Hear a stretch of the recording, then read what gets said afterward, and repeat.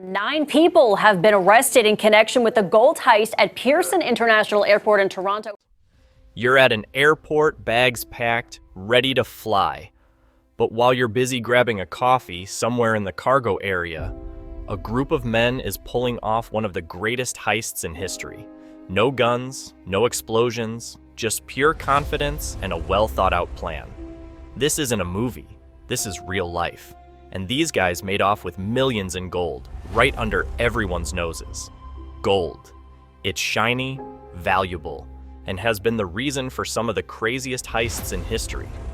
But what if I told you that one of the biggest gold thefts didn't happen in some high-tech bank vault or a Hollywood movie? It happened in Canada, and 9 men pulled it off in broad daylight. Yeah, this wasn't a well-planned movie scene. It was a real-life grand crime. So, sit back, and let's break down how these guys pulled off Canada's biggest gold heist. The plan. A brazen gold heist at this Toronto airport, nearly $20 million in gold and other high-value goods disappearing, like a scene out of the Hollywood blockbuster The Italian Job. April 17, 2023. Pearson International Airport, Toronto, one of the busiest airports in Canada, with thousands of people moving in and out every day. But on this particular day, it wasn't just passengers passing through. A massive shipment had arrived. Gold bars worth over $20 million. That's right, literal bricks of gold, fresh from Swiss refineries, waiting to be transported safely to banks and buyers. The 9 men behind this heist weren't just a bunch of random criminals. They were a well-organized group with each member playing a specific role. They had inside knowledge, detailed planning, and the confidence to execute their plan without raising a single alarm. The mastermind. The architect. Leading the team was a man referred to as the architect. He was the brains behind the entire operation, mapping out every step with perfection. He had studied Pearson International Airport's cargo system, learning how goods moved, who handled shipments, and most importantly, where security was the weakest. The insider. The ghost. Currency were transported in the hull of an Air Canada flight in an improved airline container destined for Toronto. Every great heist has an inside man, and in this case, they had someone deep in the system. Known as the Ghost, he worked within the airport's cargo facility. His job? To provide the gang with key information, shipment schedules, security patrol routes, and how to forge the right paperwork. Without him, this heist would have been impossible. The muscle, Big Mike. Then there was Big Mike. His role wasn't about violence, it was about terror. He was the guy who made sure everything ran smoothly on the ground. If someone got too curious or asked too many questions, he handled it with nothing more than a look or a firm word. Sometimes the mere presence of someone who looks like trouble is enough to keep people quiet. The driver wheels. No heist is complete without a reliable getaway driver. Wheels had experience in high-speed getaways and knew Toronto's roads better than anyone. His job was simple but crucial: get in, get the gold, and get out before anyone even realized what had happened. The forgers. The twins. We have arrested 9 people, issued 3 Canada-wide arrest warrants, and have laid 19 related charges. And as you will hear, we've interrupted transportation of a large quantity of firearms intended for import here into Canada. The paperwork needed to pull this off had to be flawless. That's where the twins came in. They were experts at creating fake documents, from security badges to shipping manifests. With their help, the thieves had everything they needed to walk into the cargo facility like they belonged there. The loaders. The crew. Finally, there were the other 4 men, the ones who physically moved the gold. Their task was to work fast and efficiently, loading up the stolen cargo before anyone suspected a thing. The execution. So, how do you steal millions in gold from an airport without anyone noticing? Well, first, you need a truck. Not just any truck. A truck that looks like it belongs there. One of the thieves rolled up in a fake Brinks security truck. Now, for those who don't know, Brinks is a company that specializes in transporting valuable goods. So, seeing a Brinks truck inside an airport cargo area? Totally normal. No one even questioned it. Next, they needed paperwork. Thanks to the twins and the ghost, they had perfectly forged documents that looked official enough to get past security.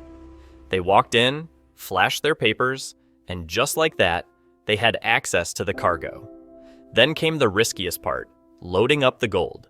With 0 alarms going off and no one stopping them, they packed 6,600 gold bars into their truck and simply drove away. Imagine that you steal $20 million worth of gold the same way you'd pick up a pizza order. The close calls. Exactly 1 year after the largest single gold heist in Canadian history, police have now identified the alleged thieves and started making arrests. These are the 9 suspects, according to investigators, including 2 who were Air Canada employees at the time. Of course, no heist goes off without a hitch. There were multiple moments where this entire plan could have fallen apart. One of the closest calls came when a security guard doing a routine patrol almost walked into the cargo bay. At that exact moment, the crew was in the middle of loading gold bars into the truck. If the guard had come in 5 seconds earlier, he would have seen everything. But Big Mike played it cool. He casually walked up to the entrance, lit a cigarette, and leaned against the doorframe. The security guard saw him and just assumed he was another Brinks employee on a break. Crisis avoided. Another close call happened when the forgeries were checked. The airport staff did a quick verification scan of the paperwork. If the system had sensed anything suspicious, the whole operation would have been busted. But the twins had done their job well. The forgeries were perfect. The staff nodded, handed back the paperwork, and waved them through. Then there was a traffic jam. On their way out of the airport, Wheels found himself stuck behind a row of slow-moving delivery vans. Every second felt like an hour. If airport staff had realized the gold was missing before they got out, they would have been trapped. But luck was on their side. The delay only lasted 5 minutes and they slipped away before the alarm was raised. The getaway. More than 6,000 gold bars were stolen from Air Canada's cargo facility. The suspect came into possession of the stolen gold after presenting Air Canada personnel with a fraudulent airway bill. Now, stealing is one thing. Getting away with it? That's the real challenge. The 9 men knew they had to disappear fast. Gold is heavy, not easy to move, and extremely traceable once melted down. So they split up. Some of them took the gold to unknown locations, while others worked on covering their tracks. Meanwhile, the airport staff didn't even realize something was wrong until hours later. By the time they checked the cargo logs and saw that millions were missing, the thieves were already gone. The aftermath. When news of the heist broke, it was all over the media.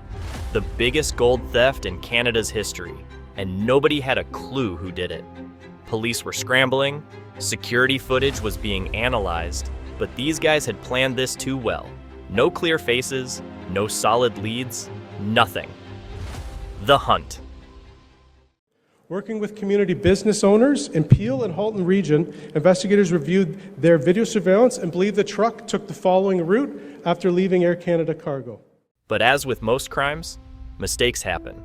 It took months, but little cracks started to appear in their perfect plan. Surveillance cameras caught a few glimpses of the thieves. Some of the stolen gold started surfacing in underground markets.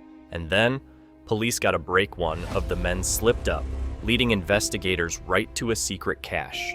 That was the beginning of the end. Slowly, one by one, the suspects were identified and arrested. Some were found hiding in different parts of the country. Others tried to flee, but authorities were waiting. By early 2024, multiple suspects were in custody, and large amounts of the stolen gold had been recovered. The legacy.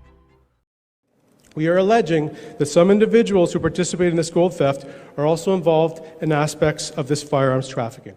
So, what's the lesson here? Crime doesn't pay? Maybe.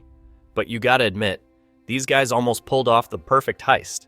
They walked into one of the most secure places in Canada, stole a fortune, and vanished without a trace for months. If not for a few slip-ups, they might have gotten away with it completely. But in the end, Canada's biggest gold heist ended the way most crimes do, with handcuffs.